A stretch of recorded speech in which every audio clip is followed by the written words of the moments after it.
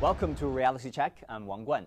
For someone who's followed U.S. China relations for the past decade, I must confess I'm more perplexed now than I've been most of the times about where this relationship is going. Will the two countries be compelled to cooperate coming out of the global pandemic, or are they locked in for more confrontation going through an election year? We'll talk to a top expert about this, but first, here are some facts. If we go beyond the headlines and political soundbites, on the economic side of the relations, we still see some resilience. Take trade, for example.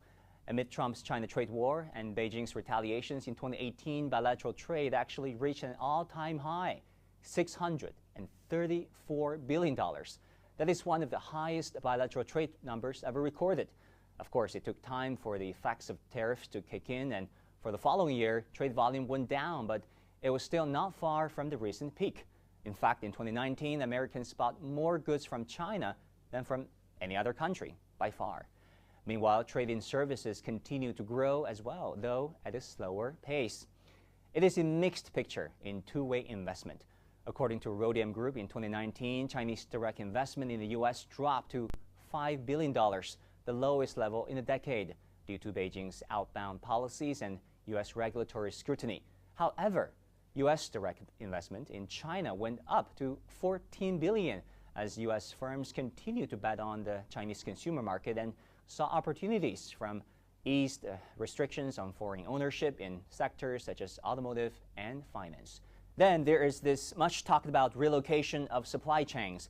Amid the pandemic, U.S. officials repeatedly asked the U.S. companies to move out of China on national security concerns. But how many U.S. companies actually wanted to do that? Less than 1% say that they're going to do that. There's 70% say they have no plans to make changes to sourcing and production. Overwhelmingly, people still value and plan to continue with their sourcing and supply chain operations in China. Many fear that this economic resilience, or what remains of it, could be eroded if politics continues to get in the way. There is this ongoing politicization and blame game surrounding COVID-19. For the first time in decades, the expulsion of journalists from each other's countries. And Beijing considers some of Washington's moves provocative to its national security interests, from the Taipei Act that helps Taiwan keep its diplomatic relations, and the Taiwan Travel Act that allowed high-level U.S. officials to visit Taiwan and vice versa, to legislation on Hong Kong and Xinjiang. In addition, since 2018, U.S. naval vessels sailed through the Taiwan Strait at a frequency of once a month. During the Obama era, such exercises were done once a year. At the end of the day, it is also about how people on both sides want this relationship to go, or it should be. A recent Pew survey shows a record 66% of Americans have negative views of China, the highest rate since the survey began in 2005. But if you break it down by age groups, positive impressions on China are more common among younger Americans. Likewise, there are anti-U.S. sentiments among some Chinese, but in 2018 through 2019, a record number of Chinese students went to study in the U.S., despite stricter visa restrictions for some. Chinese students remain the largest source of foreign students in U.S. higher learning institutions. Now back to the big question. Given these different and sometimes opposing dynamics, where are U.S.-China relations headed? I don't have all the answers, but I know someone who might. Dr. Cheng Li is the director of the John L. Thornton China Center at the Brookings Institution. He's also a director of the National Committee on U.S.-China Relations. Dr. Li, so good to see you. Happy to see you here. You've followed U.S.-China relations for decades. How would you characterize the current state of this relationship? I would call a vicious cycle of three rings or three areas. Now, these three rings or areas have mutually reinforced the tensions or the tense problems of each of them. Now, let me very quickly mention these three rings or three areas, which I call, all start with the word D. The first is devastating coronavirus situation in the United States. And number two is bipartisan infighting in U.S. presidential election. And number three, is a dangerous deterioration of U.S. China relations.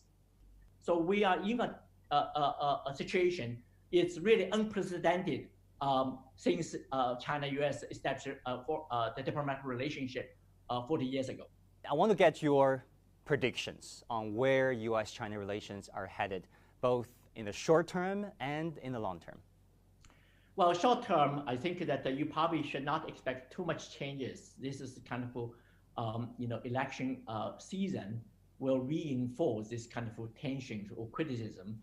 Even Donald Trump cannot get re-elected, but the tensions on the technological competition, this kind of geopolitical landscape change, and also the concern about China's very aggressive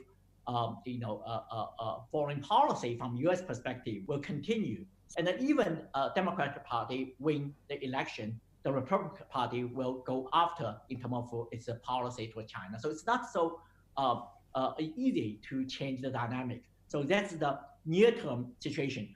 Now for the long term, I would say probably will be a little bit different. I think people's mindset may change because regardless of how you define that the coronavirus, this is certainly is a historical moment.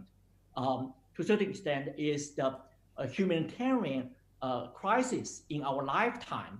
So people's view may change. So the real enemy is neither China nor United States from the other side, but really the common enemy, which is the virus. So international public good, whether it be climate change, to deal with the common challenge of international refugees, and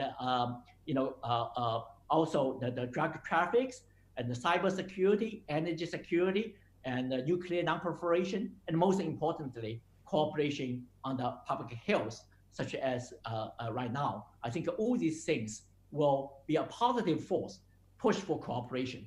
So in that regard, for kind of a medium term or long term, I'm actually optimistic. All right. And then how do you assess the current U.S.-China security relations? What are the biggest risk factors?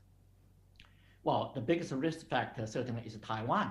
I think that because the recent resolution in the U.S. Congress, Taiwan Act 2019, is a close move to, sounds like, acknowledge Taiwan as a nation state. So certainly this is challenging China's bottom line. But from U.S. side, I mean, many people also critical about what happened in terms of China's exercise in South China Sea, maybe some of the exercise in East China Sea, and the cyber security issues, and etc. These are all very contentious issues. Now, of course, I don't want to give it sensationalism.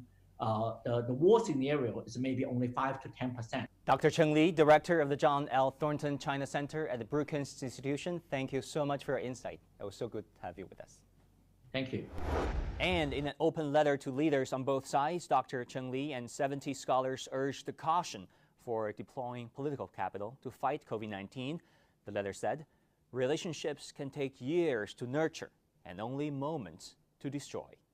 And that would do it for this edition of Reality Check. For more, log on to our website at cgtn.com or to your favorite social media platform and search for Reality Check with me, Wang Guan. I want to thank all of you for watching, and I will see you again soon.